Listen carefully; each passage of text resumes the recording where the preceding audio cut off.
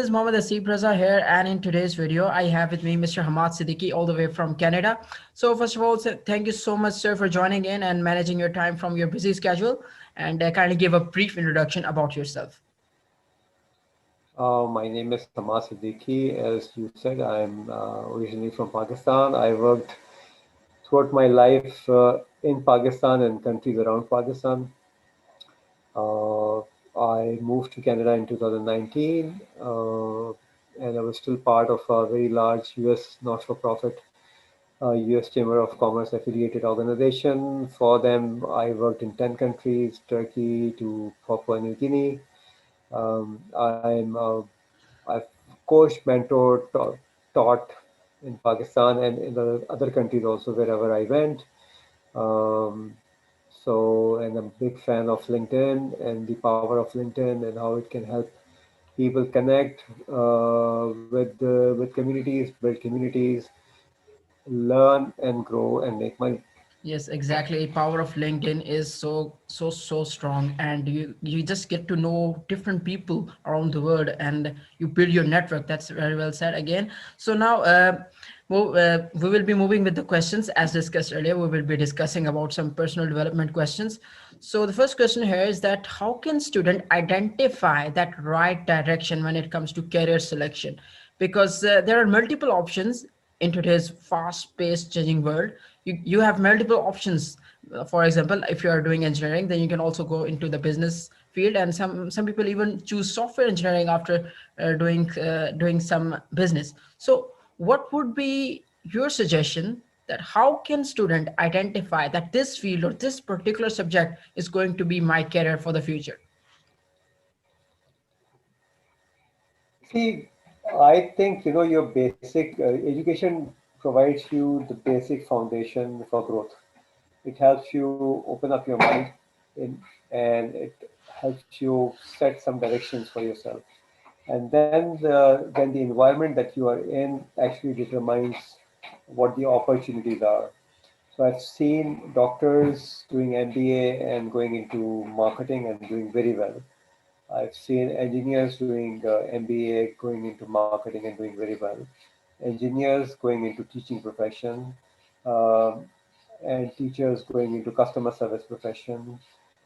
So ultimately, I think it depends on your own skill because education gives us the knowledge, but if you look at the skills, the soft skills that are required to do a job, education institutions are far behind in teaching students those key soft skills.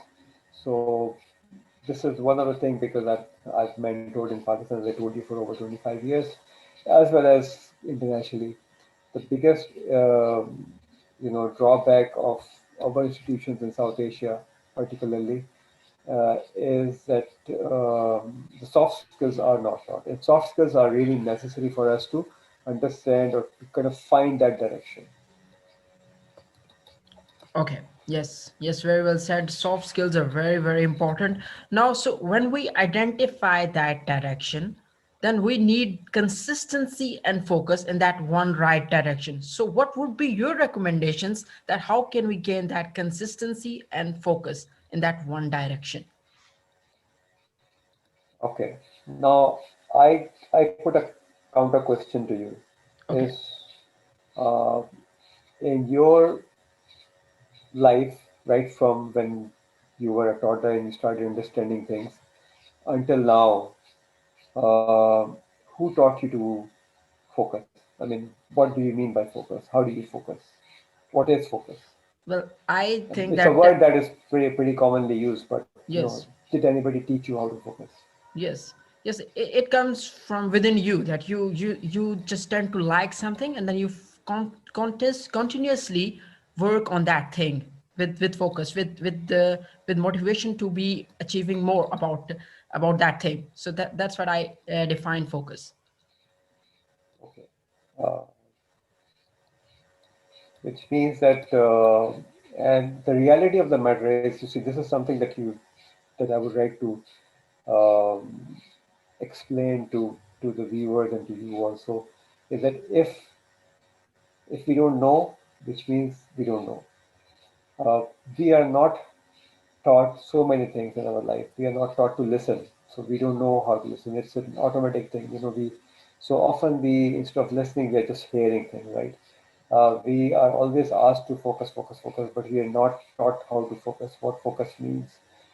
Because the whole community, even our parents and seniors and teachers have only listened about these words, but have never learned how to do that. So instead of me telling you how to do that, just go online and see how do you build your focus. Um, Maybe watch some of my previous live sessions and I spoke about how do you build that focus. So once there's a concept, okay, there's a concept about listening, there's a concept about growth, there's a concept about focusing, but we don't actually know how to do it, means that is a lack, there's a gap that we need to fill in.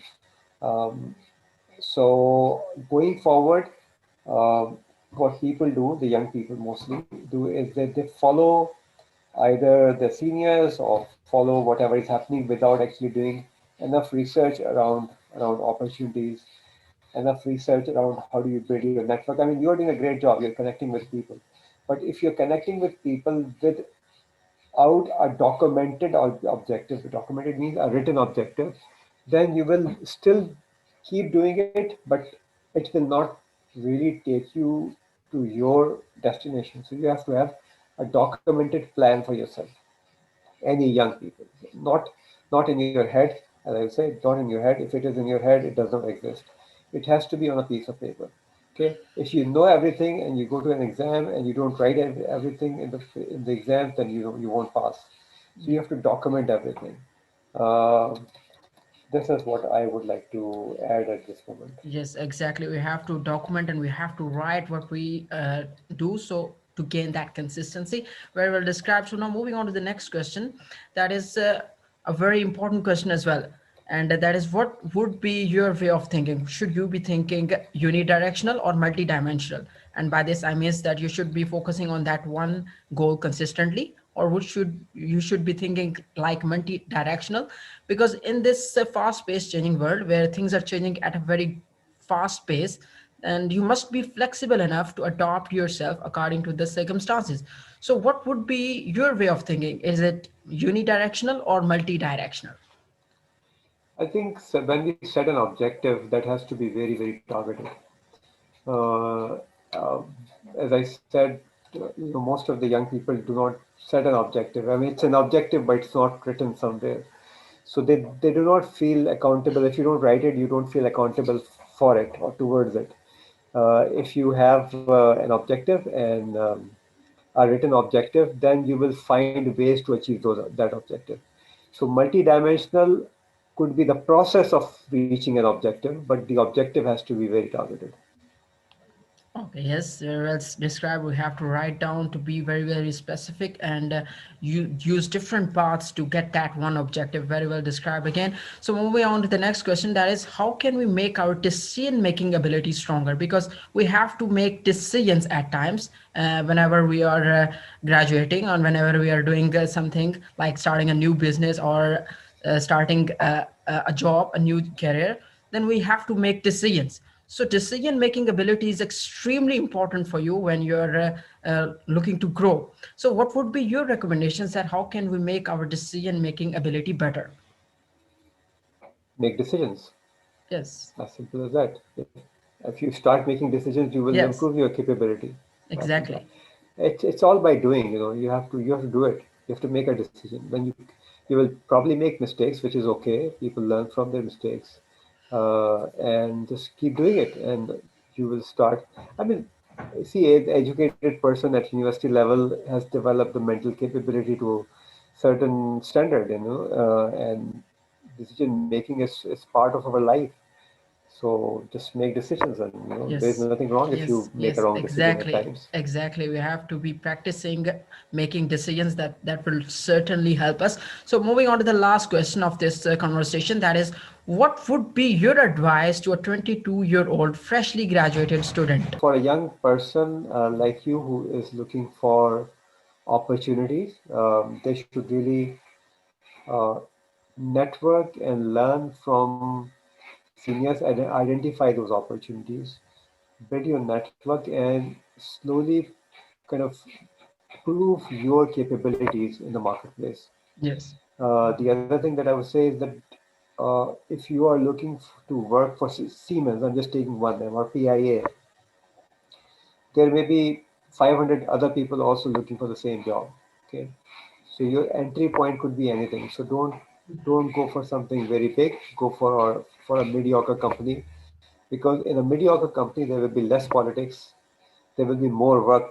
So when you do more work, then you will learn a lot. I know a young electrical engineer from some time ago.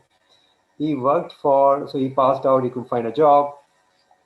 And then he opted to work for a French company in outside Karachi, which was a very tough job. But he went in and he did that. A year down the line, because he was so good, he was given a position, and he started doing things that that a person would do. I mean, think about it. I mean, as an engineer, when you come out of your university, you actually don't know anything. You only know whatever is being taught in the books, right? So your own skills and capabilities are pretty close to zero. So if somebody gives you now a job, that is your opportunity to get in and grow and learn. Um, so yeah, start humble and then you will grow.